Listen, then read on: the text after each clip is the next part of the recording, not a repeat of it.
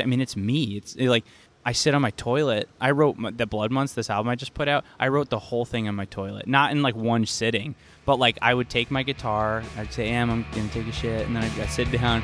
I'd take my shit, and then I would just sit there and play my guitar for 20, 30, 40 minutes.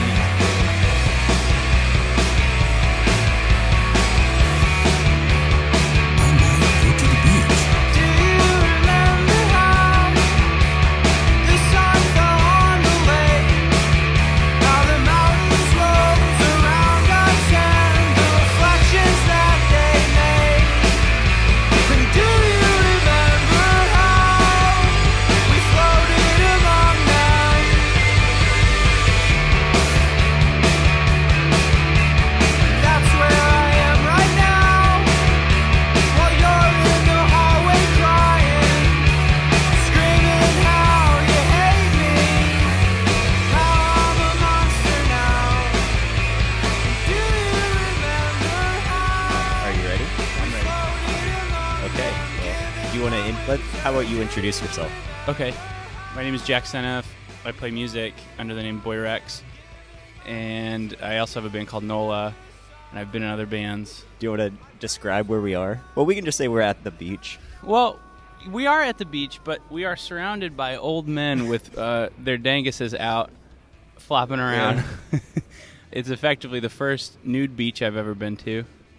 You're getting the full California experience, yeah, right? It's sick. We went to Malibu yesterday, which is another wild experience, and there were no danguses out, and it was much more crowded, and we didn't have to walk down a huge cliff to get... it was all uptight. Yeah.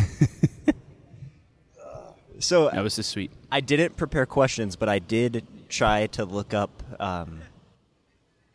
I tried to find another interview with you on the internet, and I couldn't find anything. I know, man. I've been hibernating for the last 4 years at college.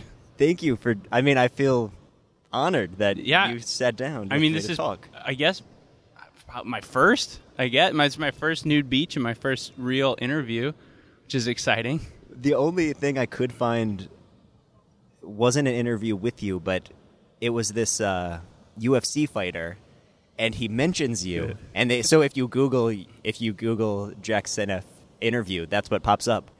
And it's super sweet because he's this guy, a UFC fighter, and they're talking about music or whatever, and he's like, I don't care about any of this.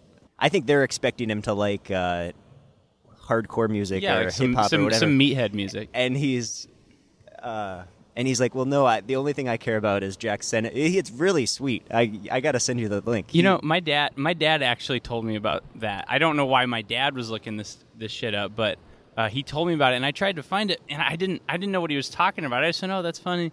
And then I found this guy on the he goes by Touchy Feely on the Instagram. TOUCHYFILLI, maybe just one L. Anyway, and he started like following me and commenting on my stuff, and he has like 15,000, 20,000 followers, you know. So he's like famous on Instagram. He's a UFC fighter. That's right. A big deal. It's like the NFL. Right, totally. And I guess he's on like the third biggest or UFC team like in the world. They're called Team Alpha Male. Also, I should note this wasn't prepared, but we just stayed with him the other night.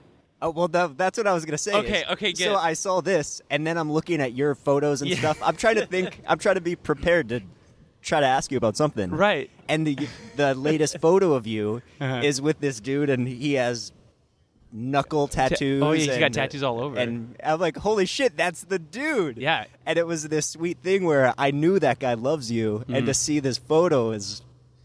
Dude, it was honestly, so sweet. It was one of the coolest, weirdest things I've done in a long time. Because I told him this, so it's not some secret. But I got in touch with him, and I wanted to stay with him for the novelty of like meeting a famous like sports athlete.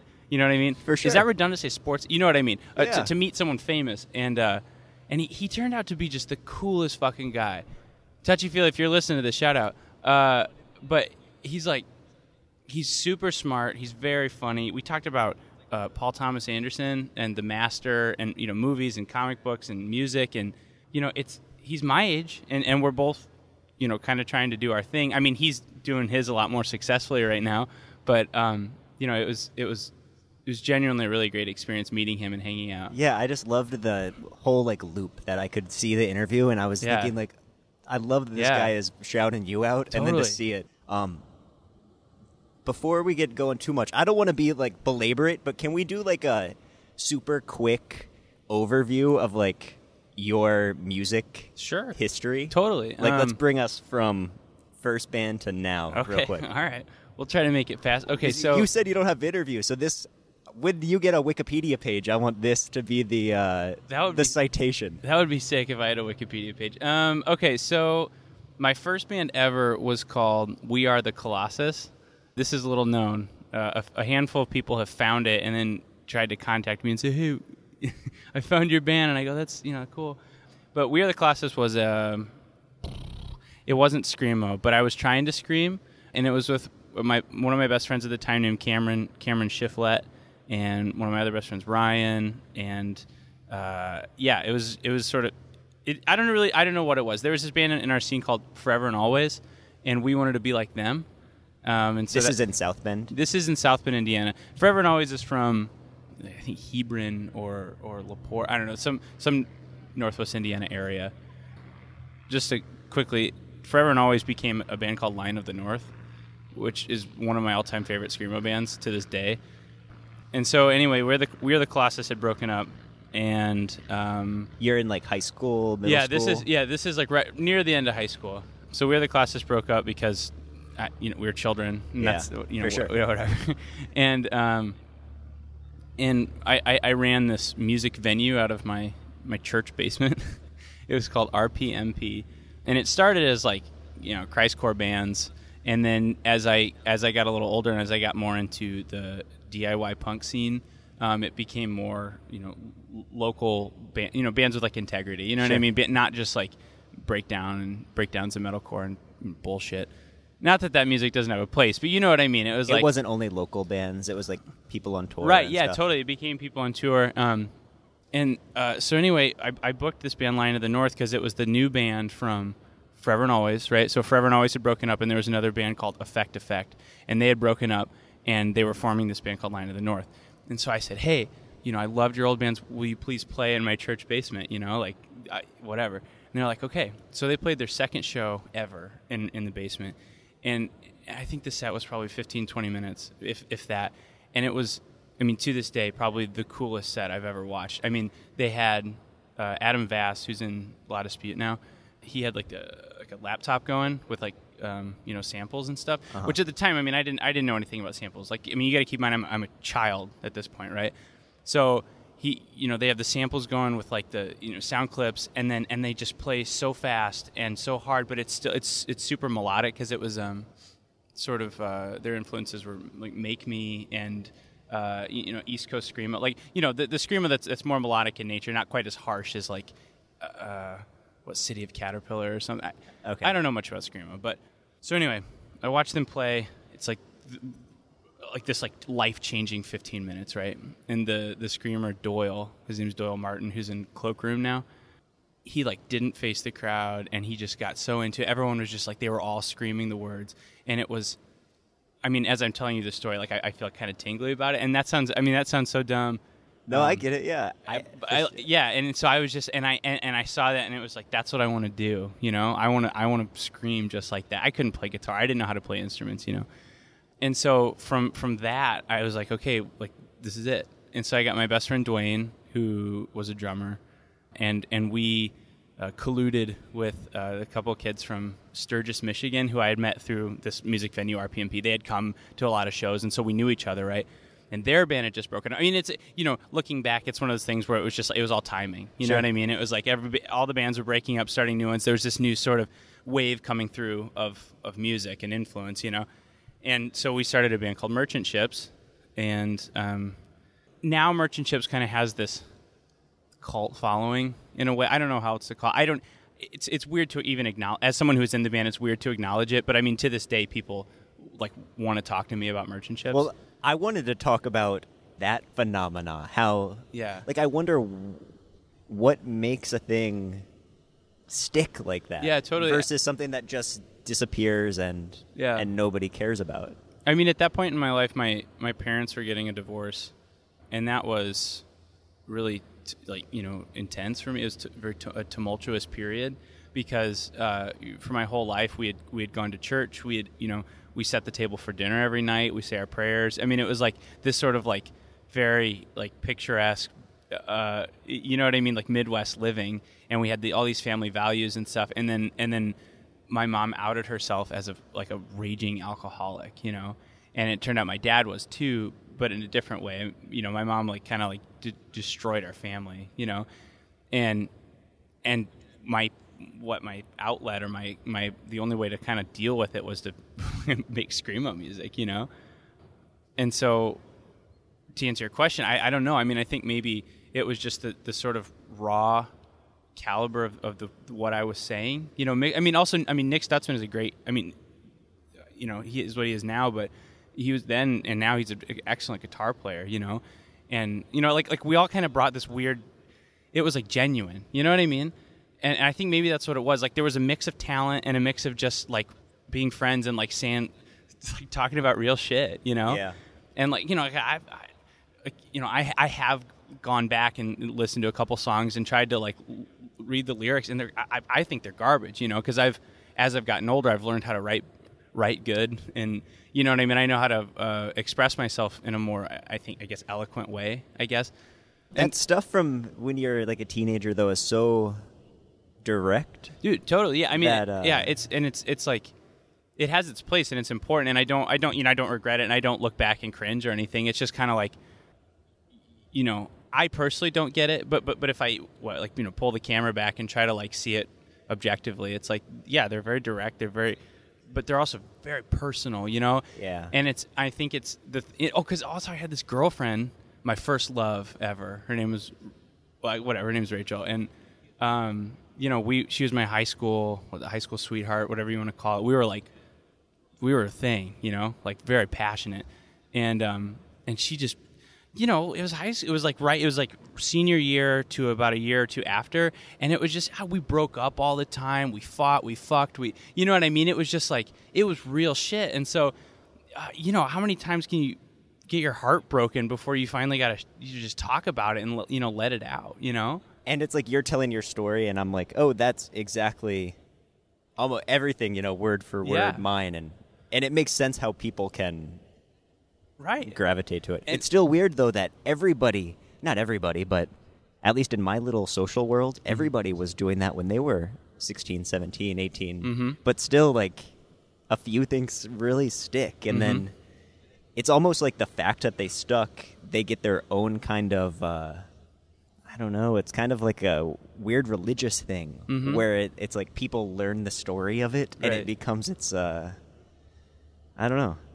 Yeah, totally. And like, you know, I think, I mean, I'm just thinking about it. A mythology. That's the word I was looking for. There's like a mythology. Yeah, and like you can go back to it now. Like, you know, different generations can listen to it now and get the same message and feel the same things, because, you know, when you're 16, 17, 18, I mean, life sucks. You feel like shit all the time, and like the things I said at, you know, 15, 16, 17, 18, whatever, they're not unique necessarily, but they're relatable, you know? Mm-hmm.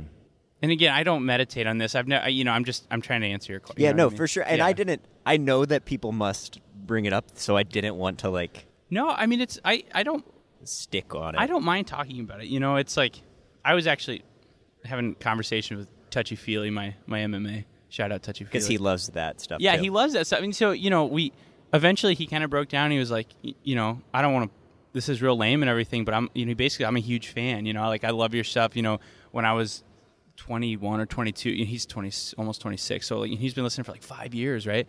And he's like, you know, he wants to tell me about my band Midwest Pen Pals and about Merchant Ships, and, you know, I told him, it's like, it's humbling, it's great, you know, it's incredible. Like, I wouldn't be here on this nude beach with you, you know, looking at old men, and if it weren't for Merchant Ships and Midwest Pen Pals, you know what I mean? Because through those, I was able to go on tour with Merchant Ships, and then from the ashes of, to just continue the timeline real fast. And, you know, from Merchant Ships, I started William Bonney, which was my... So what was Midwest Pen Pals? They were like a side project band at the same time? The official story is we were Merchant Ships, we were all straight edge, right? Because, I mean, when you're... I was going to ask you about your tattoos. Yeah. Oh, I'm definitely straight. I'm forever straight edge. I'm 25 and sober. You know what I mean? I've never touched. I've never drank. Really? I've never Okay. never even come close. I mean, that's like that's me. You know what I mean? I believe in that 100%. It's weird. I listen to your music. I don't know. It's funny what you pick up and things you don't right. at all. Well, I mean, it's funny to like, you know, fuck around and like take pictures with beer cans and, you know, be ironic about it. Because so when I was younger, being straight edge was sort of this taboo thing because so at first everybody was straight edge, right? Once we learned what it is, it's like, oh, we're all straight edge, and it was this thing, and we were all together in that. Oh, sorry. There was like solidarity in it, you know? And then so one by one, everyone realizes that drinking is sweet and smoking pot is dope. And you know what I mean? And so everyone slowly became into partying or you know, grew into that lifestyle. And it was, at the time, it was really shitty. You know, it was horrible because it's basically like losing your friends. And I like now at 25, talking to you who, you know, you're 20, 28, 29, whatever. It's like, that sounds so silly. It sounds so dumb to be like, Yeah. we lost friends because they started smoking pot. But at the time, it was this big deal, you know? Well, I can relate. I mean, I came from a super conservative family, and I found punk rock through. I mean, I'm from the D.C. area, so I found punk rock through Ian MacKaye and Minor Threat, and I gravitated to it really incredibly hard. Yeah. Before I even knew what it even. I was straight edge before I even knew Yeah. anybody who.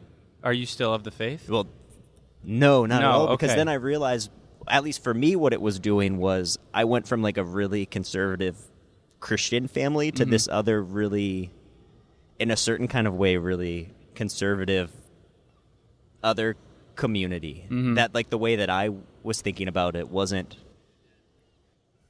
good for me. It was much more about like telling myself no and giving myself rules because I grew up with so many rules, and that felt comfortable, and then eventually didn't. No, I respect that 100%. The way I look at it sometimes is I was sort of at a fork, right? When my parents got divorced, I could either, because like you, I'd been brought up to, you know, drinking's bad, drugs are bad, don't do these things. You know, I'd find out later it's because my parents were both addicts, you know what I mean? And like I come from a family of addicts, you know, but when you're a kid, they don't tell you that. They just say, well, don't drink, don't do that, you know? So I was conservative, I was sheltered, you know what I mean? Like, I didn't do anything. You know, I was in high school, the wildest shit I did was I went to like a video game cafe and like played LAN games with my church friends, you know what I mean? So anyway, when everything kind of fell apart, I was at this fork, and I was like, okay, so I can either start getting real fucked up, like as a rebellion, right? To like fuck my parents. Like, if they're gonna ruin my life, then who cares? I can do what I want, you know. Or I can just never do it and say fuck you at the same time. You know what I mean? And that sounds crude and sort of like juvenile now, but that's what it was. You know, it was like one extreme or the other. I mean, that's the addict. That's what it is. It's extremes. No, I get it. And when you're young, people are so hell bent on getting really fucked up that it feels like you have to make like a really hard choice. Totally. Now when you're older, it's like it's normal. Yeah. I mean, I've lived in Washington for 5 years where everybody smokes pot, and I mean, some of my like best friends at work like did coke on the weekends and shit. You know what I mean? Like things. I mean, like that's kind of wild. Like, oh goodness, but it's normal. It's not weird. You know what I mean? I don't have this like scared gut feeling when I find out someone's smoking pot outside. You know what I mean? There's just lots of levels to everything. Totally. And yeah. when you're brought up, I think you and I must have had the same kind of dare kind of education. You're told, quite literally, if you smoke pot, you're going to be homeless doing heroin. I mean, it's only a matter of days. Yeah. And reality is just there's lots of different ways to participate in that kind of stuff. And I think too, you know, it was fuck my parents, I'm never gonna do it, but then it was like fuck my friends. Like, if you guys want to, again, this is, you know, it sounds shitty looking back, but like, it's like, okay, well, if you want to leave me and you want to leave this thing that we have together, that we sort of bond, that we became friends over in a way, that we bonded together with or whatever, it's like, fuck you, you know? And so Midwest Pen Pals was very literally a fuck you to to Dwayne and Michael in Merchant Ships, because they decided, oh man, okay, so there was this house that we called Austin's house, right? Which is a Midwest Pen Pal song, whatever. And that's where everybody went. my girlfriend, the one I loved, and all of our friends. Everyone went to Austin's house, and everybody got fucked up, right? And now looking back, that's a normal thing. People party, you know. It's just a way of life. Yeah. But at the time, man, it was this dark. It was like you'd wake up and it's like, man, we lost another one to Austin's house, you know. And and so, you know, one weekend I get a call from Nick. I'm in Florida, of all the because my you know, we went on one vacation a year every year to the same place. You know, my grandpa was a teacher his whole life, and so he had this, you know, retirement fund. And every year he'd pull out a few $1,000s and we'd go stay in the same condo in Florida. It was wonderful. That was a positive part of my childhood. But anyway, this is one of the last years we're there. My parents they're either completely broken up or like, I mean, the strings are, you know, it's like strands at this point. You know, they're almost ripped apart, whatever.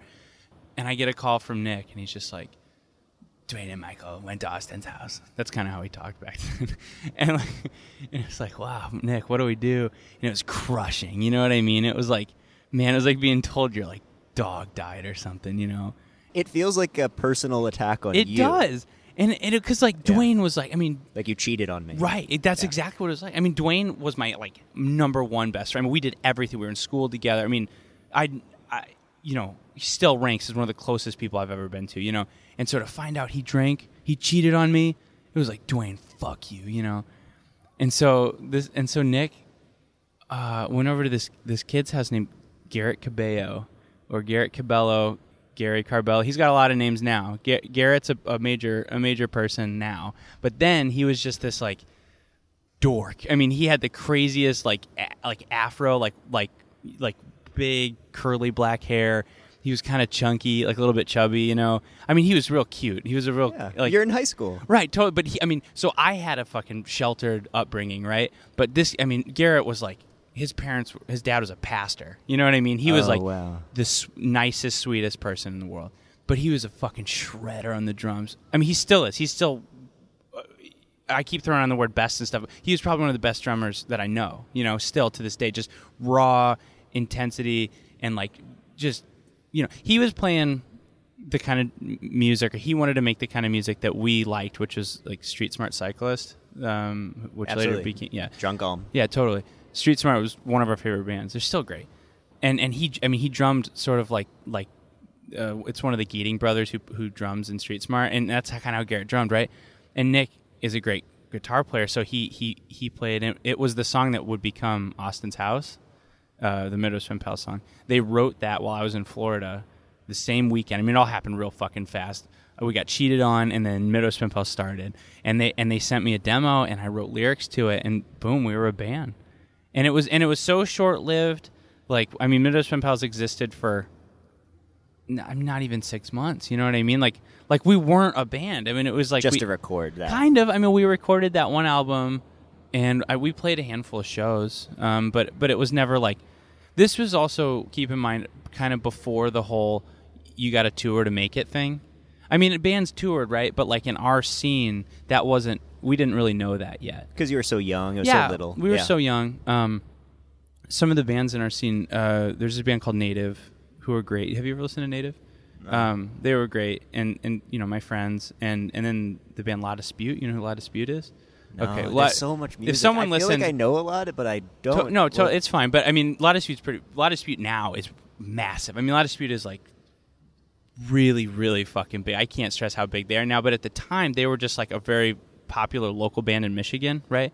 And they were really the first band that we knew on a sort of a personal level that kind of made it. You know, They started going out on tour, and we were like, oh, this is how you do it. You know what I mean? And it feels so real right, at that point. And this band Native, again, who are like our friends, like you were all friends on Facebook or whatever, and so we would see them post about being in, you know, Alabama, being in New York City, and it was kind of like, whoa. And so we're a little bit older. We're just out of high school, and it's like, fuck, we could do this. We could go to New York City. We could go to Alabama. Now, we didn't want to go to Alabama, but you know what I mean? We could go elsewhere. Did people like your music when you were making it? Sort of. Not really. I mean, not like today. If we played a show today, it would probably go off. You know what I mean? It would be. Did people think it was cool? Sort of. I mean, in your little community. Yeah, in South Bend, yeah, people liked it. I don't know how much of that was like they liked the band or how much they were just all friends, you know.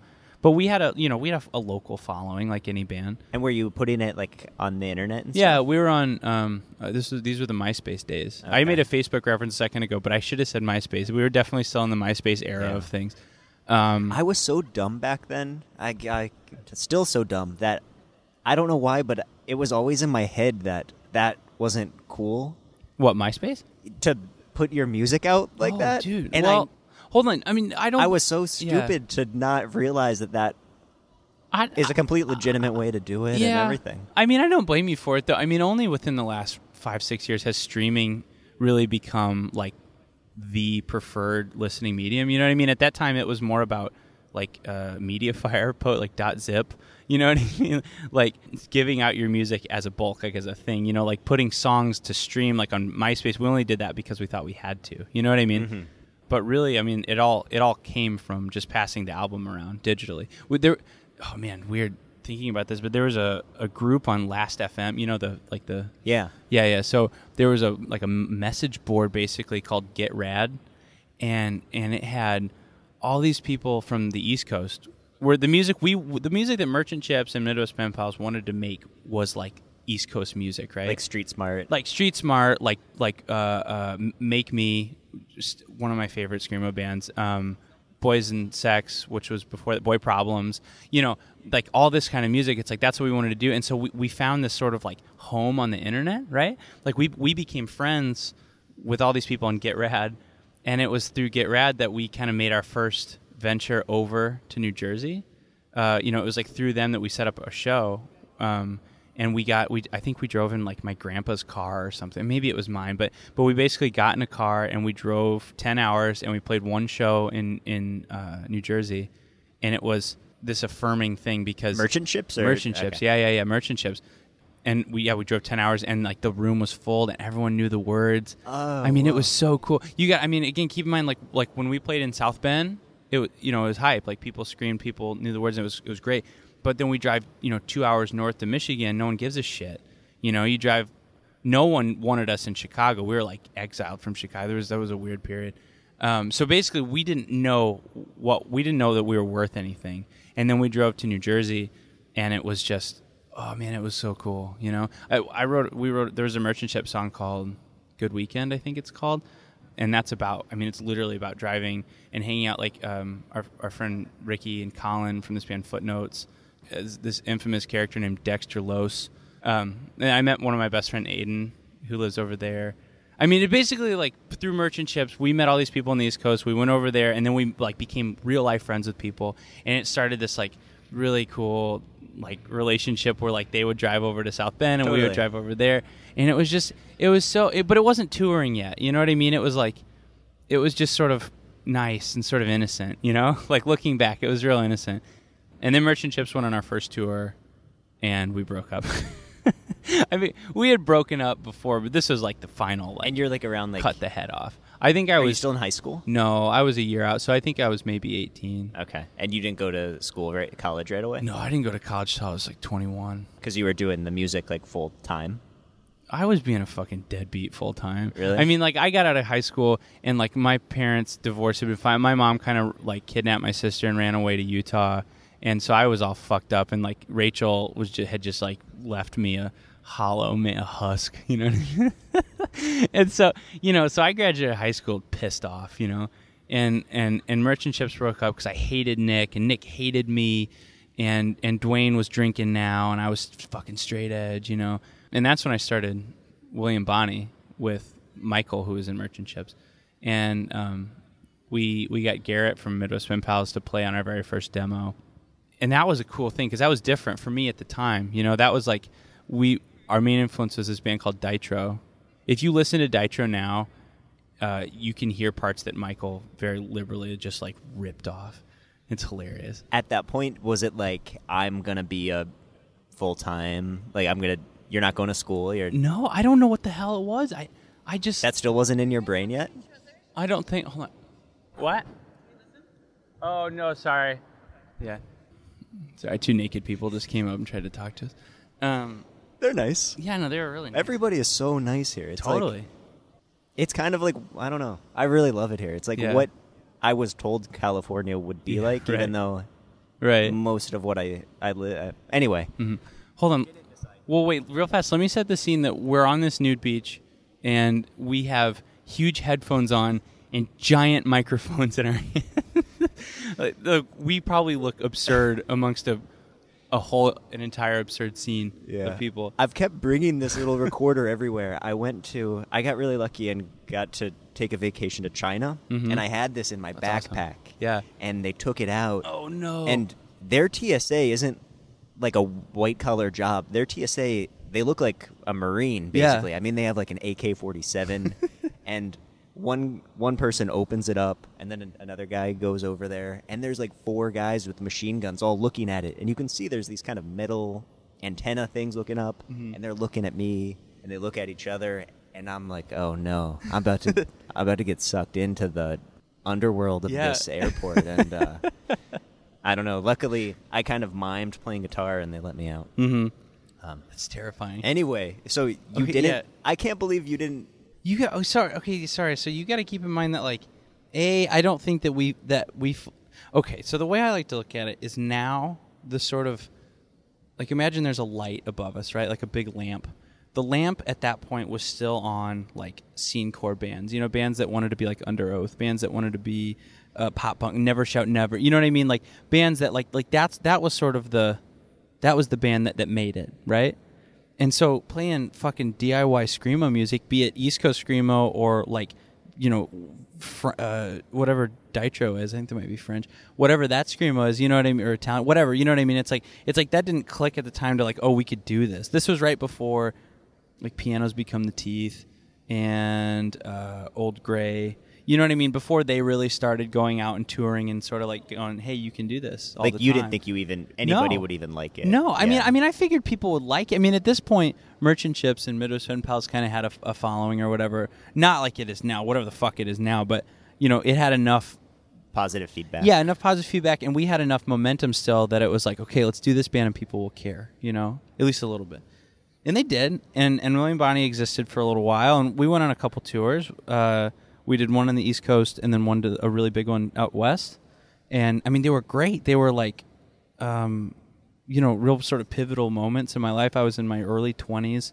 I mean, fuck, I'm still in my early 20s. But it was, like, you know, a period of where I, like, needed to, like, see the world. Yeah, you know, super and young. Yeah, get some perspective and culture and kind of figure out who I was, you know, as cliche as that sounds. But, and so through William Bonney, I was able to do that. And by the time we were at a point where, like, maybe we could have done it full time, Josh, our guitarist, hated Michael, the other guitarist, and, you know, I wasn't really in a position to, like, mediate that relationship anymore. I had moved to Washington the year before to, at the time, just live in Washington. I hadn't started going to school yet. And so it was just sort of like, hey, we can keep getting together in the summer and playing our fucking, 8 songs, you know, that rip. I mean, they're still good songs, but it's, you know, we couldn't write a new album. We tried. There's like 4 or 5 songs that kind of exist. I didn't scream or anything, but that exist. And they sound really cool, but they sound really different, you know, because everyone gets older. You get new interests, new tastes. And so, like, William Bonney was this kind of contained moment. In a way that Midwest Pen Pals is a contained moment, so is William Bonney. Yeah, you know? Especially when you're that young, a band is like one batch of songs. Right. It's like, let's have a few songs like this. It's really hard to get past. Totally. We William Bonney, one summer before tour, we wrote a new song. I think, what do we end up calling it? Dope Castle, I think it's called. And it's a good song, but it doesn't really mean anything to me because I tried, at that point, I didn't care about Screamo anymore, really. You know, and so, like, I tried to write this song that, like, felt like the old songs, but it didn't. You know, like, there were a couple William Bonney songs that when I played them, I mean, I'd get choked up while I played because, you know, they were, like, about my brother or about my, you know what I mean? They were just, like, real. They were so real. And so even, like, 2 or 3 years removed, I felt something for them, you know? And so I had this kind of, like, I don't know, like, an existential, not crisis, but just an existential kind of thing where it was like, these don't mean anything to me, and it's not, I can't keep playing them, you know? Or, sorry, they still mean something to me, but they're not relevant anymore, you know? Yeah, that's a hard time. That killed me. I actually kind of just, I kept playing music after that age, but not, I couldn't really. Yeah.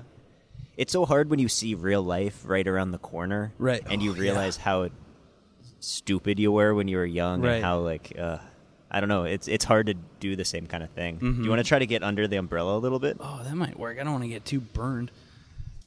No, yeah. And so kind of quit playing music for a little while. I just like, William Bonney probably could have gone on and done a lot of cool shit. But like I said, it was just the personal relationships weren't really intact. They weren't strong enough to. We couldn't have been a touring band. You know what I mean? We would have fucking killed each other. Yeah. I know that. Or rather, Michael would have killed Josh, or Josh would have killed Michael. But, and we didn't really have a drummer.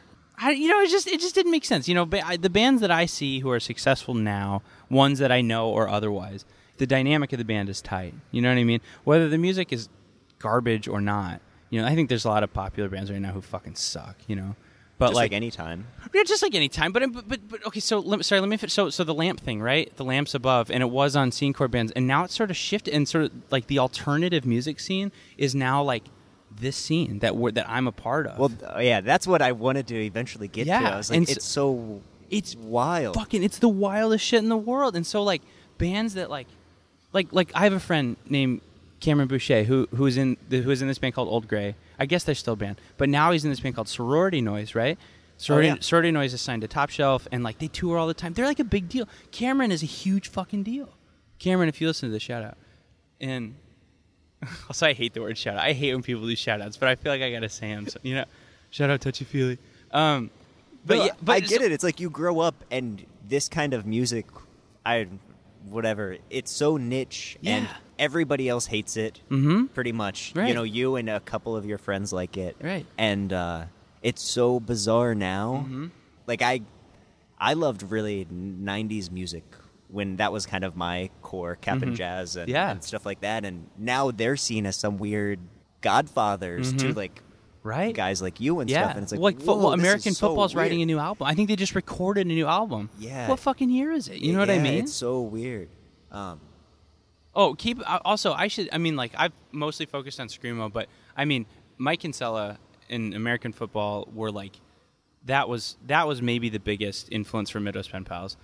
Before every show, we would play Never Meant, and like, you know what I mean? It was like, so I've been a Kinsella fanboy for a long time. I mean, to this day, Owen is top 3 favorite projects for me of all time. I mean, I love Owen. It totally makes sense that they're headlining like some festival in the UK and stuff. But hold on, does it kind of hurt your feelings a little bit? No. You're happy? No, totally. Yeah.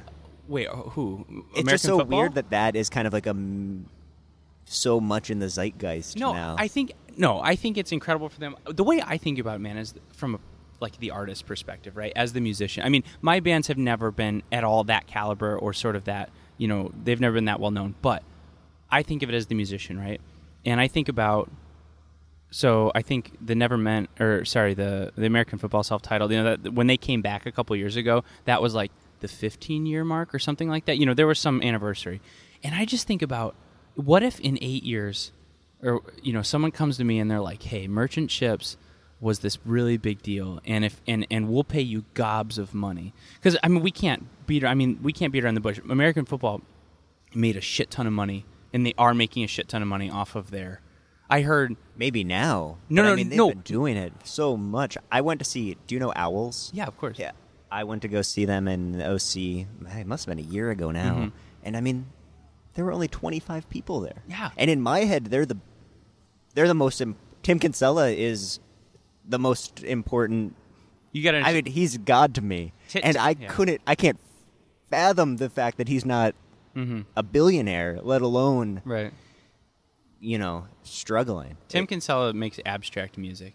I mean, if you listen to American football, just as an example, and compare it to a Joan of Arc record, Joan of Arc is so weird. It's great. I mean, as someone who's I kind of play guitar now, and I get music on more than just a angry lyrical level, and so it's like Joan of Arc's great. There's a lot of integrity there, but when you set it next to The Summer Ends versus whatever Joan of Arc song, it'll it's never be that big. No, because the key word here to think about is the word accessible. There's this accessible quality, but anyway, American football making all this money, but I think about how I guess if you're doing it for money, it's okay.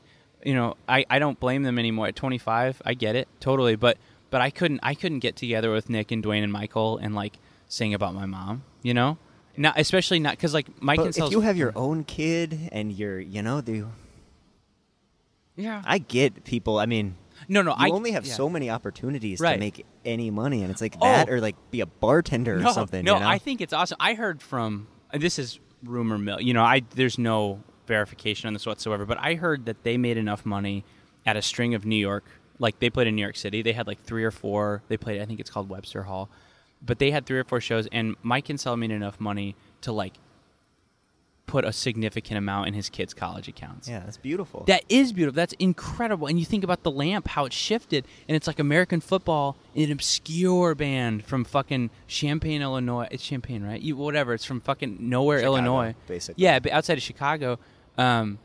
And now they're like selling out major festivals, all because Mike Kinsella wrote about a breakup 15 years ago. I mean, the music itself is, incredible, but it's like it boils down to, when he was a kid, he wrote this out. He wrote about his feelings, and it's like when I was a kid, I wrote about my feelings, and when Cameron was a kid, and it's like all these people, all we really did at the end of the day was we wrote about the things we felt, Yeah. and now what we felt is making people money, and it's weird that it's about money, because back in the day when you're punk, it's never about money. Fuck punk. You make your shirts yourself. You sell them for $5, even if they really cost you 10. You know what I mean? It's like. I guess that's what's weird. You were talking about going from like your teenage high school band to like your older band. Mm-hmm. That is kind of what makes it so hard to write music like that when it becomes kind of like a money thing. It does. I mean, just because you have to, either that or you get. For me, like I got sucked working at a restaurant or whatever. Then you can't be in your band anymore because you're trying to pay rent. Or, how can you tour full time when you have student loans and rent, and your cat broke its leg, and you know what I mean? It's like you can't get in daddy's van and drive around forever. It's like at some point you have to grow up. There are bands that I think that their parents help a lot. And that's great. That's, everybody's their own totally thing, and that's super cool. I'm not in any way. I'm just saying like it's like that must be nice to not have to worry about your rent. You know what I mean? It's like my dad pays for my car insurance. I think it's $80 a month. I get a text from Geico that says you're $83, and you know what? That saves my ass. That $83 is so small in the grand scheme of things, but it's like that allows me to not work one shift at work, so I can write and play my guitar. You know what I mean? And like, so at 25, it's. You got to think about the financial aspect of it, and that sucks. I read this interview the other day with the singer of This Town Needs. They're called TT&G now. Forever, to me, will be called This Town Needs Guns. In the interview, he actually goes, "That was really stupid that we changed our name," and I agree. But they're big. I mean, like to us. I mean, I don't know if you've ever listened to them, but like when they come here, like math rock. Yeah, like all my friends, like they've been popular for years. That genre now is just. Oh. It's the thing, right? That's what I mean. It's think really about the bizarre. the light so above. weird, it's on them too. And in the interview, he just goes, yeah, we don't make any money, and here in London, no one really gives a shit. And it was, I think he was just kind of being cheeky or like kind of funny, but like it's really just kind of depressing. He was like, yeah, we know this isn't going to be a full-time thing. We can't do it forever. And me personally, as I'm reading, it's like, well, I'm about to leave on a tour because. This is all I want to do full time. You know what I mean? It's like, like if you guys, the TT&G, who everybody loves, aren't able to do it, well, how the fuck am I going to do it? You know what I mean? I guess it's where you're coming from too. Yeah. If you're coming from like a really little punk world where just being able to play shows where people show up is a win, then you feel really good. But if you're coming from it, UK bands have always kind of struck me like. Even kind of really offbeat bands, I feel like they're able to get more mainstream success over there. Yeah. Because those people are just way more open and stuff. Yeah. And I don't know, it seems like that's their barometer or something. I think also they're way more popular here than they are there. Maybe. I think that's what he may have like explicitly said it in the interview, but I'm pretty sure that's what he was getting at, was when they come here, it's like, they pack out clubs, but there it's like 20 people show up, Well, that is something I wanted to talk about with this weird. It's really fascinating to me now with how, like, real communities don't exist. It's mostly internet communities, and how in all of these different types of music and art, there are these celebrities, for lack of a better word, that in that little community, it's enormous. but in the actual real world, nobody knows who they are. Right. I think you're in a really good position to talk about because, like, in a certain community, like, merchantships is, like, the beginning of a family tree of things. Right. But then in so much of the world, they don't even know that music exists. Garrett, who is in Middle Pen Pals and who's in NOLA with me now. The record's awesome, by the way. Yeah, Thank you. We have to end with that so Okay. you can promote it. Yeah, totally. But Garrett posted a video on my Facebook, I don't know, sometime this year, and it was a band from, I want to say South America. I mean, some sort of like obscure place, and they were covering, I think, a Merchant Ship song, or maybe it was a Pen Pal song. I don't remember. And it's like, fuck, that's so cool. You know what I mean? Like, I don't give a shit about Merchant Ships or Middle Pen Pals, and like, you know, sometimes I kind of get like, fuck off. Why do you guys like those bands so much? But like, seeing that. You know what I mean? The fact that 3 or 4, how many people were in that band took the time to learn our songs that are not tabbed out. You know what I mean? It's like they had to just learn the song and play it. Man, how cool is that? You know what I mean? It's like, so my thing now is like I'm an adult, right? Or whatever. I'm trying to be an adult. I'm 25, and so I'm playing this Boy Rex music, and I'm writing songs that are kind of quote unquote accessible. You know, because that's the kind of music I like. You know, I'm writing the music I like now. But at least in the first couple tours, you know, I mean, it's a new thing. I think I officially started it in February or something, so it's brand new. It's like, you know, whatever. But I'll go places, and it's like kids come up and they're like, "Hey, like I love Merchant Ships," you know, and then they go, "Oh, hey, are you playing tonight?"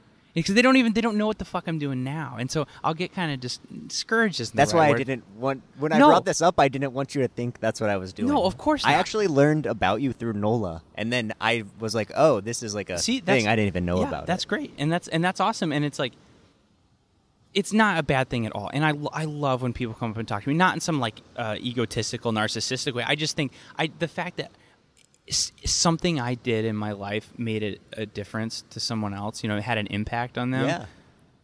What that feeling, I can't even articulate it. You know what I mean? It's like, it's so hard to like express that, you know, and to feel like last night at the show that you went to at Mikey's house, it was, you know, there was a kid there who loves my bands, and there were 3 people, and they like told me, you know, I like signed something, and you got to keep in mind, man, that like that is so weird to me. It's humbling and it's unbelievable and all this stuff, but it's like at the same time it's like weird. You know what I mean? Because like when you're in college, people in your class, they don't even know that no one gave you're just like a fuck dude. About me in college. I mean, I had friends. I don't mean like they didn't give a fuck about. I just mean like I know what you mean. And no, that's what I mean. You walk through the world and you're just a dude. I'm just me, but then like that in certain areas, I'm like, yeah, I know what you trust me. I know what you mean, and I also, I mean, for the record, it's weird to talk about. I mean, the whole thing is weird, just period. Well, not just this, but I think I'm kind of like an anti-technology person. I think it's kind of terrible for the world. I think I won't go down that road. Sure. But in another way, I think it's kind of beautiful that these people that are into weird niche stuff, we can find each other, and nobody else cares. I mean, I grew up in Virginia. Nobody cared about alternative music. Yeah. I was completely alone. Yeah. But I think it's really beautiful that now I guess there's a spot that people can kind of like, oh, we all like this together. It lets it survive. Right. I don't know. No, I'm with you, and we're documenting parts of our life, you know, and I think it goes back to the relatability thing. You know, I think certain people find it, you know, if my music never gets bigger than it is now, I'll be happy, you know?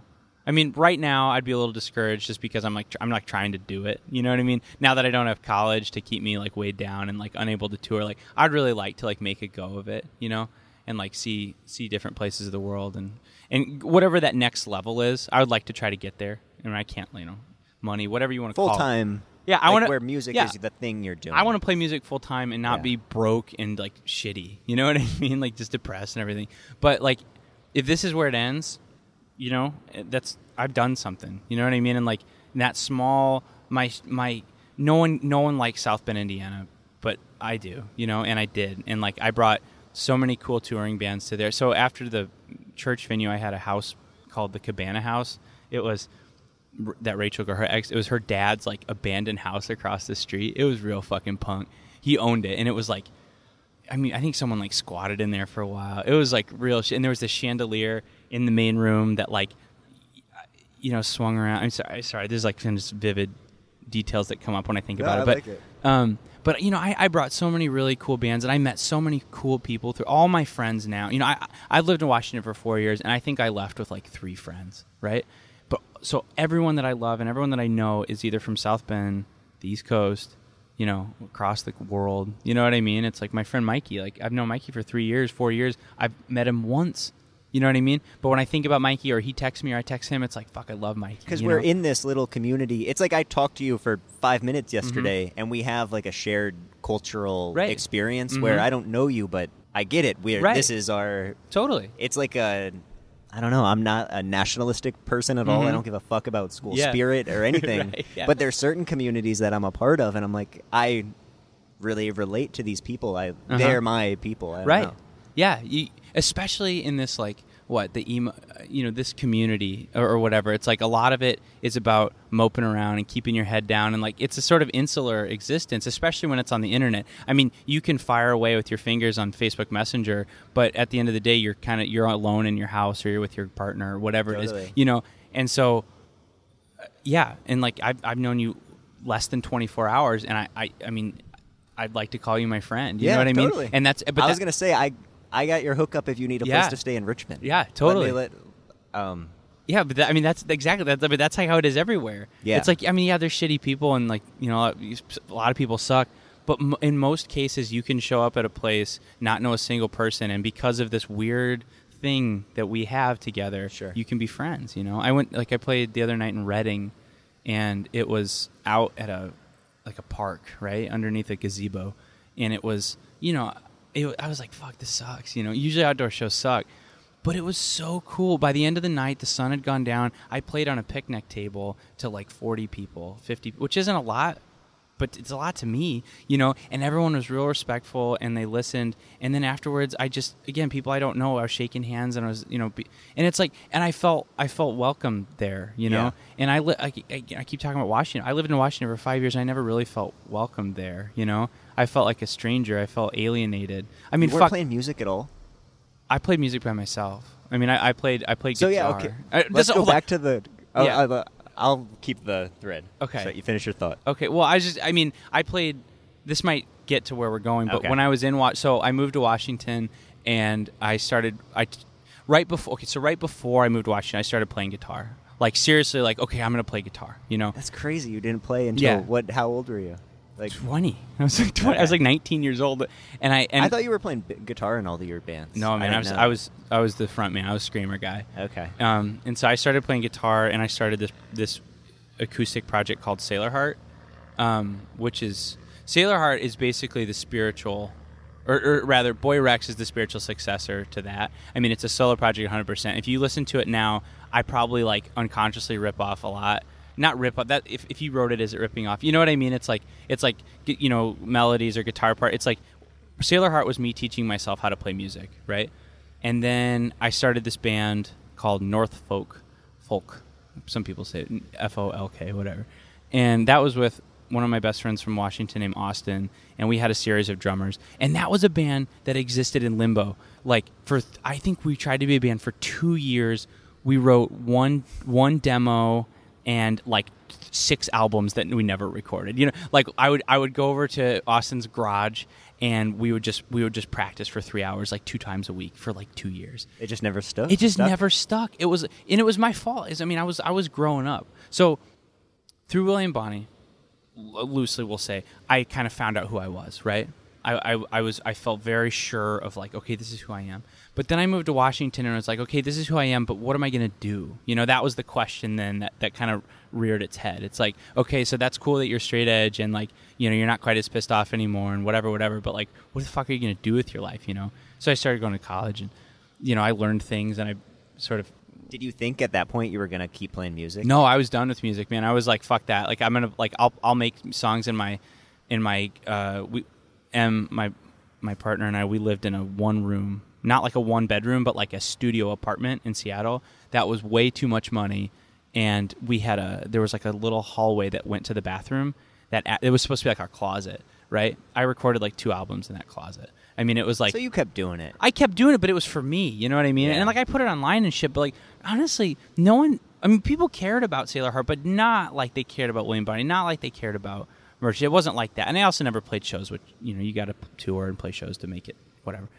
But it was just it was for me. I was learning how to play. And so then when I started Northfolk with my friend Austin, it was like I just kept, I didn't know what I wanted to do. And so like my personal sort of goals and perspective would shift.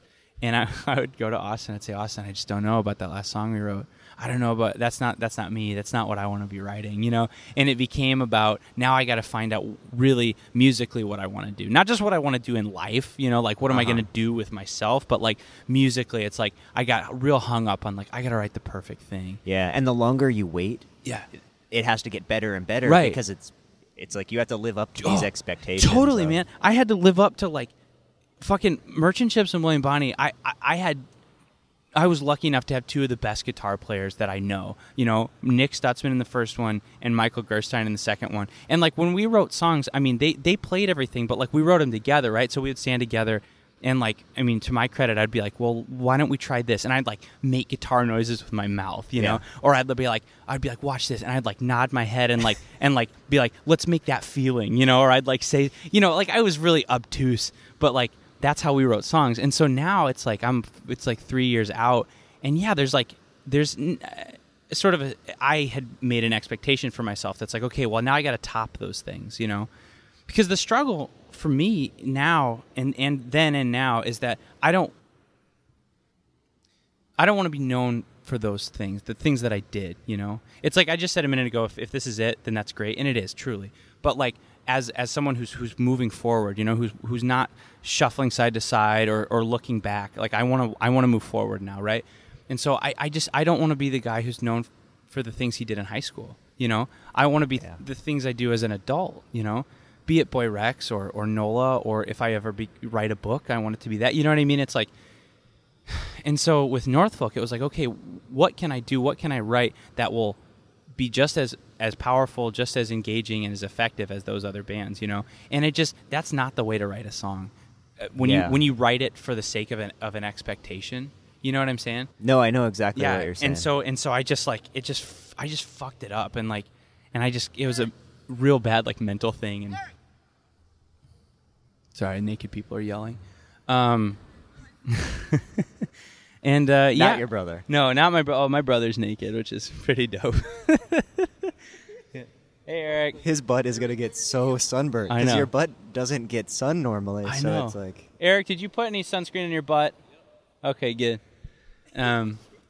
Anyway, so So Northfolk just existed in purgatory for a long time, and eventually I said, I was in Japan actually, and this isn't some like I went to Japan kind of, but I just happened. It was like a school kind of thing, and we were in Tokyo, and I had this feeling, and it was just like I got to do it. It was like this tangible moment, right? When you think about things, it's very rarely is there like a moment that you can point to and go, this is the paradigm shift, or the watershed moment. I think maybe they call it, like how a book makes it seem. Right, totally. Life is much more like wiggly. And, right. Yeah. No, for me it was this moment, and Northfolk had been. I think we'd been over for 2 months. Air quotes over. And people on the mic won't hear. Right. So So so I was in Japan. It was a hotel called the Princess Garden Hotel. Really great. Shout out Princess Garden Hotel.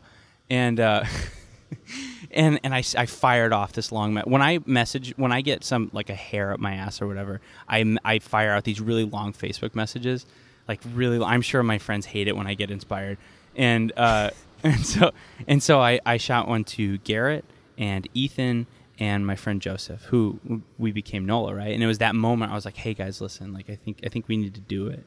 Like I don't know how, because I live in Washington and you live in, at the time Garrett lived in Michigan, he still does, and Joseph was in Kentucky. Whatever, we're all in different states. You know what I mean? Is everybody from South Bend? Same scene? No, but we all met through that scene. Yeah. So that's why they're some of my closest friends. Especially Ethan, who I was in William Bonney with or whatever. And so it was like, hey guys, like I'm tired of dicking off, like trying to be, make this expectation band thing happen. I just want to play music with my friends. Right? I needed to feel good.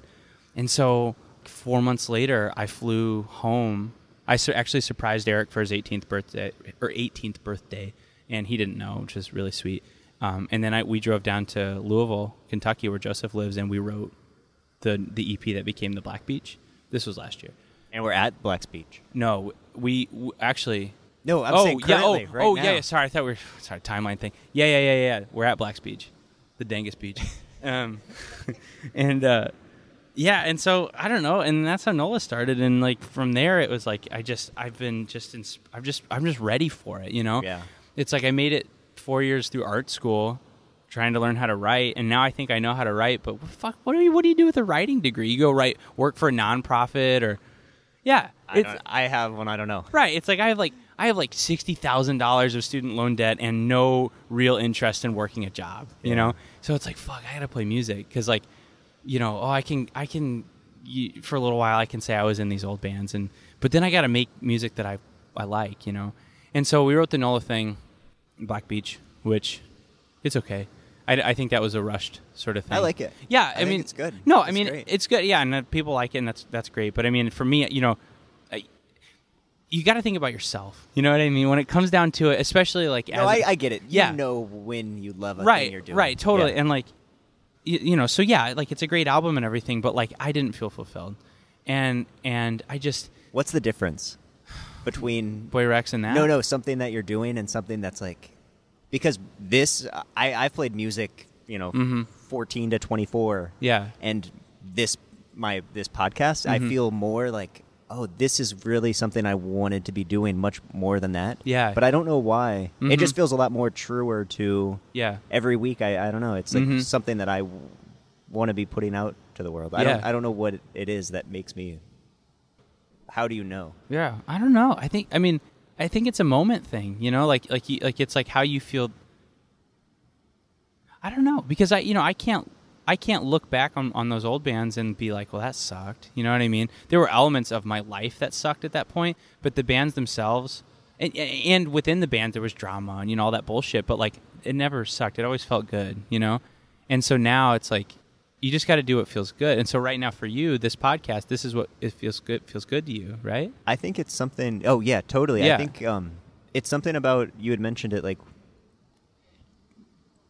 it's hard to say it without being cheesy. Doing something that for yourself versus what you think another person is going to like.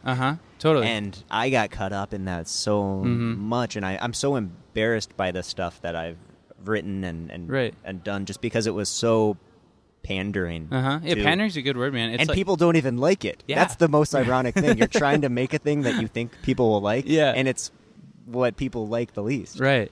It's about, for me, man, it's about integrity. You know, it's about being genuine, not just in your art, but what, like, to yourself, you know? And that sounds like some fucking woo-woo Washington shit I'm bringing with me, but it's the truth. It's like, like the directness of the Merchant Ships lyrics, you know, that was genuine, and it still is genuine. Even if that's not who I am today, that was real then, you know? Yeah. And it's like, that's, to me, whether someone... And I lost sight of, this is the thing I lost sight of, was that whether or not someone likes it or not doesn't matter. It's how you feel about it, you know? And so it's great that people like the Black Beach, because at the moment, that's what I wanted to make, you know? And I hope people like Boy Rex, because this is what I want to make, you know? And NOLA wrote an album last summer that it's called, have you listened? It doesn't matter. Yeah, for sure. To the Rhythm. And you know what? That album was, for what it is, you know, we wrote it in 6 days. And you wrote it from start to finish. Nothing. So I wrote an entire LP. I wrote 12 songs of demos at home, right, in Washington, and I flew there and we kicked Ethan out. Shout out Ethan, I love you. I'm sorry that we kicked you out of the band. And and we kicked him out, and we just said, all right, let's and we just started jamming on things, and we wrote the whole thing in 6 days, and that was cool. Recorded it. We didn't record it in the 6 days. Basically, we wrote the album, went on tour. We played 2 of the Black Beach. I mean, the Black Beach only has like 5 or 6 songs, but like maybe it only has 4, whatever. But when we went on tour last summer, we only played new songs, and then like 1 or 2, because I don't like the Black Beach. I'm skirting around. I don't like the Black Beach at all. I think it sucks. And so you know, I didn't want to play it, and I was like, I'm not going to play it. But we played this new album, and you're feeling good about this. Well, yeah. I mean, are you somebody who, no matter what, you're not? I'm always, dude. It's like the step forward thing, the shuffle side. You know, like it's like, to me, Also, I've never had a record or a project that takes a year to come out. I mean, it was done in October or something. I mean, like mastered and everything in October, and so we sat on it for like 7-8 months or something. I'm really bad at month math, but we had it forever. So like, I mean, I don't like this term either, but I'm over it. You know what I mean? It's like I get that, and you have to be that way if you're going to be a creative making person, because you have to be thinking about your next. What's the next thing? If you get too sentimental, I don't know. You can't do anything. Totally. I mean, Nola's great. I love Nola, and Gary and Joseph are two of my best friends, and I can't wait. Like, we're playing this show in July. We're going to play the record, and I can't wait for that. It's going to be so much fun. I think we'll probably write more stuff. Are you going to tour? Because you're going to tour more solo later. Right. Well, yeah, so Gary's opening up, like, a coffee shop with his family. It's not a coffee. It's, like, this weird concept where, like, you sit. It's like a cafe where you can drink craft beer and also coffee, and it's this thing that South Bend, where we're from, doesn't have, and they're going to open it. So he's kind of like, I don't know if I can tour. He also has a band that's a lot better than Nola called Oliver Houston. With one of my best friends, Kyle. Shout out Kyle Wayne. And I think they just wrote a record. I haven't heard it yet, but it's going to be fucking unbelievable, and I'm so excited to listen to it. And I think he's more serious about that. And Joseph is in a band called Xerxes, which is big. You know, what happened was we kind of were like, hey, let's do this full time. And then it was kind of like, well, we can't really do NOLA full time. And I want to be making music. And I don't want to just sit with my thumb up my ass and a lot of student loan debt working at Fazoli's, you know what I mean, or whatever. That's what the solo, that's what. Right. I mean, Boy Rex isn't like a money thing. It's not born out of like that. It's just kind of like, you know what, when you're a one-man band, you don't have to, there's no committee, there's no democracy. I mean, it's me. It's like, I sit on my toilet. I wrote the Blood Months, this album I just put out. I wrote the whole thing on my toilet, not in like one sitting, but like I would take my guitar. I'd say, I'm going to take a shit. And then I'd sit down. I'd take my shit, and then I would just sit there and play my guitar for 20, 30, 40 minutes. I'd say that my legs would be pins and my feet pins and needles. My butt had this huge ring on it. But every episode begins with a little sound clip from the talk. That needs to be do it.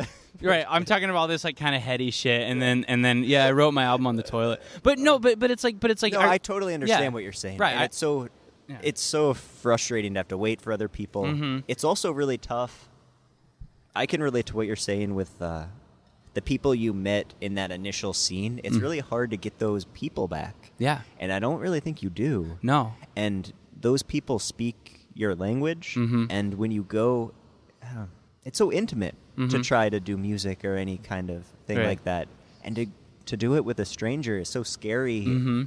It's not conducive to be able to making music. No, it's not worth it to me. At this point, if I'm going to start a new band, it's going to be with people I know, people I love, people I feel comfortable with. And for Boy Rex, it's just me. Like I said, if I write a part that I like, be it on my toilet or on my couch or whatever, it's like, hey, that's how a song's going to start. Or I can sit by myself and sing really loud and just, is that cool? Okay, cool. So for like this tour, it's just me and my Ford Focus. Eric's here too, my little brother. But I mean, it's just me playing. But like I have a big tour in August, and that's going to be full band. I would like it to be a full band thing where I get my friends to kind of help me and play, But ultimately, I thought it sounded really good solo too. Oh yeah, I mean it worked. The songs have a whole different a totally different feel. I mean the atmosphere, and, right? Yeah. The philosophy behind Boy Rex was I'm going to write songs that if I strip them down to their barest components, just me and the guitar, they work. Totally. I don't. Okay, I don't want to write songs that depend on the melody line of the second guitar. And drums, right, and everything, right. Yeah. One of my. He's going to be a groomsman in my wedding, actually. His name's Eli Potter. He plays drums on the Boy Rex album. And we have we just wrote an EP. I wrote an EP, and then he wrote the drums for it. And he's like a jazz. He is the best drummer I've ever played with. Yeah, the drums are great on that. Because he's a jazz drum. He's never played in bands before. Everyone that I've ever played with has they're in bands. Like they're either in 6 bands or they were in 6 bands. This dude he just sat in his house. When I met him, it was through my partner M's work. It was her someone she works with boyfriend. I mean, just a really obscure kind of friend of a friend. And we sat down, and not only is he a great guy. I mean, he's one of my best friends now. I love Eli, but he's a master shredder. And it's just because he thinks like a jazz drummer. And he doesn't play maybe as loud or as full as I would like sometimes, just because I have that kind of screamo punk root. You know, that's where I come from, so I want that loud. But he brings like subtlety to it, you know, and like he'll do these like, you know, like crazy like whiplash shit. Yeah. And it just like it makes my, you know, strumming guitar pattern sound way cooler. When I have drums that shit. They're drums make or break any kind they're of crucial. band. But like you said, last night there was no Eli and it was just me, and it sounded fine, right? And so that's kind of the thing is I want Boy Rex to be music that like I would listen to myself, you know, and that's. I'm not writing it for anyone. I'm writing it for myself, and it happens to be accessible. And you're touring all. It's going to be a big tour, right? This tour has one more week. We head into Arizona tomorrow, and then up to Denver and whatever. And then August is a big, like, all the way down to Florida, the whole East Coast. It's with this band called Jank. Yeah, totally. They're huge. They're real big. I lucked out. It was the beginning of the year. Ruben, who's the bass player, shout out Ruben. I was just like, hey, like. I have an album because I didn't tell anyone about Boy Rex. I told like my closest friends, but I spent a lot of money in the recordings. Like I just wanted to kind of kick the door down and go, hey, here's this thing I'm doing. It sounds really, really real. Right. Like it does. It sounds. Yeah. I mean, like if the songs themselves, if you like them, cool. But objectively, you can hear the quality. Like it's like I went to a studio, whatever. But like I messaged Ruben and I said, hey man, like I have this thing that I can't show you right now. I can't tell you anything about it except I think it's going to be the best thing I've ever done, and do you want to go on tour? And he's like, you know, let me ask the guys, but probably, because Ruben's tight, you know? And it just worked out, and they've only gotten bigger since then. Yeah. You know, and so they're really fun, too. Oh, I love how everything is about fun. Yeah, and I mean, they're like a Good Times garlic bread band, you know what I mean? Like, he sings literally about garlic bread. And so I think it's going to be a really great dynamic of like... That'll be a great trip. Oh, it's going to be fun. And you're just doing the East Coast? We're going down to Florida, East Coast, Midwest. So no West Coast, no California. Here. No. It's hard being out here. I grew up there, so you see everybody. Right. Well, it's the distance, man. Yeah. I mean, we're so far away. Yeah, especially when you live in the PNW, man, like I could play Seattle, I could play Portland, and then if I wanted to play anywhere else, it was like a 6-hour drive. When you live in, even like I'm moving to Michigan. From Michigan, there's 8 places I can play within like a 3-hour radius. Or if I want to drive 6 or 7 hours, guess what? I'm in Philadelphia. You know what I mean? Yeah, awesome. And so it's just next year. We'll be here next year. Okay, I'll be here next year with I'll bring some friends and we'll play. Thank you so much for recording and being so generous with. I mean, you told so many good. It's like a fucking tell-all good right anecdotes. Now. Let's end it on one. This is the only thing I actually came prepared, wanting to think about and talk about. Something I've talked about a lot on these episodes have been about memoir or writing about yourself or making work about yourself. It's what my project is about, and a lot of people I know that is kind of. It seems like a trend outside of just music or any kind. I don't know. It's like a thing that our generation is really obsessed with, and I wondered what your take was on it. And because you've written really personal stuff, your whole music thing, and I wonder, like, has it affected your personal life or how? Yeah, I know what you mean. Does it get scary? For me, it's like it's the only thing I want to do, but it's also I get so annoyed by it, and it's scary to put yourself out there and all of that. I mean, I kind of since I was, a kid, I say it how it is. You know, if it comes to my head, I say it. You know, and I mean that sounds, I don't know how it sounds, but it's like for me to talk about myself in music or in art, in memoir, whatever. It's like. It's a difficult question. You're throwing a hard one at me. It's okay. I mean, no, I know what you mean. I'm just trying to think of. So like on the Boy Rex album, there's a couple songs that are about, a girl that isn't my fiance. And those were hard. Those are scary for me to write because how do I explain to the person I love, hey, like this is about a really dark time in our relationship, and it's not a reflection of who I am now. It's like this was an important part of my life then, and it in a way made me who I am today. Yeah. Like how do you get ready? How do you get those people in your life ready? Right. And like again, I'm going to repeat myself, but it's about it's just making sure that they know that. It's like the separation of the art and the artist, right? Totally. And so it's like if I want to write a song about if a song that isn't, it doesn't mean that I'm like, I want to leave this relationship right now, or you know what I mean? If I were to write a song about my dad, it's not like, hey, like something that he did when, you know what I mean? It's not like, hey, Dad, I don't like you anymore. It has it's nothing just to a do moment with in it. time. It's Right. like everything we just said. Right. We didn't think about. We're making this up. Totally. We're just saying it. Totally. But then it goes on record, and it begins to take on this kind of concrete feeling, even though when you're doing it, it's just this split second. Right. It feels good to do it like that because that's what real life is, Right. those split seconds. Totally. And that's, I mean, like when I write a song, that's what I want to capture, is I want to capture a moment, I mean, even if I'm not successful 100% of the time, that's what I'm trying to do. The color and the minute things that you feel, even if the song's about 2 seconds, or the song can be about an hour or maybe a year. It's about a moment, a particular feeling, and it's all real. When I make any kind of music or art, because I like to write, that's what I fucking went to school for. It's got to be genuine. That's the takeaway. If anyone listens to this, the thing that I want to give out most is that it's about integrity and being true to yourself. And you don't have a problem with the real life ramifications of that? No. Because guess what? In real life, I'm not a fucking asshole. Like, I've learned, the older you get. But sometimes deep down, well, I can't speak for you, but Yeah. I'm not an asshole, but sometimes I have negative feelings, and that is the stuff I want to get out. Yeah. And yet it's difficult to do so because you don't want to be judged. Right. It's like you don't want to let people see that part of you. But like you just said, man, this is real life, Yeah. And that's how it is. And like, if I have a bad day and I go off and I say something, it's like, I'm going to say sorry tomorrow. And, and it's like, it's not a reflection of who I am. It's who I was yesterday, but does that make sense? No, that's a super wise. Yeah.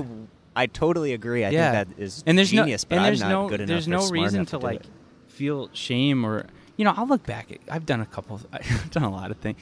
I don't believe in regrets. Okay, first of all, let me make that out of the way. I don't really regret anything I've ever done, even the stupid shit. You and I are the opposite. Yeah, that's all I do. Because, I'll think about some shit that I've done, and it's like, ooh, why did I say that, or ooh, why did I do that? But then at the end of the day, it's like, who gives a fuck? It's like, what? Like we are selfish creatures. I mean, like right now, you care about what I'm saying, and I care about what you're saying. But when we leave here, it's about preservation. I don't want to die on the drive home. You don't want to drive on the drive. And so like, just think about that. It doesn't matter what we said yesterday. It doesn't matter what we say today because we're trying to get to tomorrow. Yeah. So let's end it on that. That's okay. That's great. Cool. I mean, I'm taking that personal as. All right. I mean, I need that advice more than anybody. Thank you so much, Jack. Thanks for Awesome. taking me to the beach. Awesome. Great. Okay. See ya. Okay. Bye.